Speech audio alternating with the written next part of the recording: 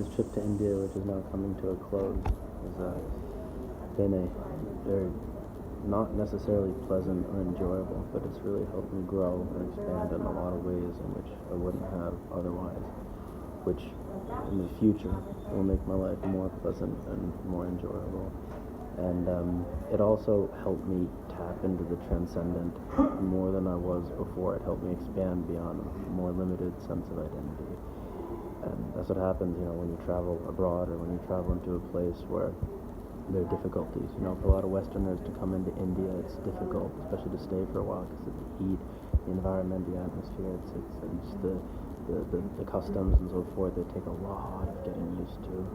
And so, in doing that, in the struggle of doing that, and then living and maintaining in those conditions for 4 months, has really strengthened me. So, basically, it's an analogy for spiritual development in a lot of ways, because when somebody is sitting and meditating or working hard at anything, in those moments it's not necessarily pleasant or enjoyable, but it leads to things in terms of internal qualities, knowledge gain, etc., that are extremely helpful to them in the future and allow them to elevate their vantage point, elevate their skills, and so forth.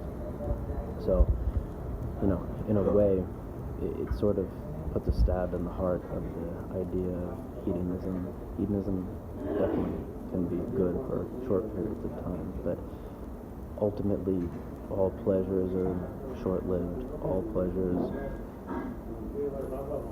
disappear into nothingness again, just as all things do. All things are short-lived. So pleasure is good, there's no doubt, but to orient one's life towards the constant seeking of pleasure, it sort of does the opposite of what I just described, where in the difficulty, in the struggle, you really develop in deeper ways that lead to more long-lasting happiness, so basically I am definitely ready to come back to America where it's more comfortable and to just enjoy living my life there, and I'm better off for what I've experienced in the meanwhile.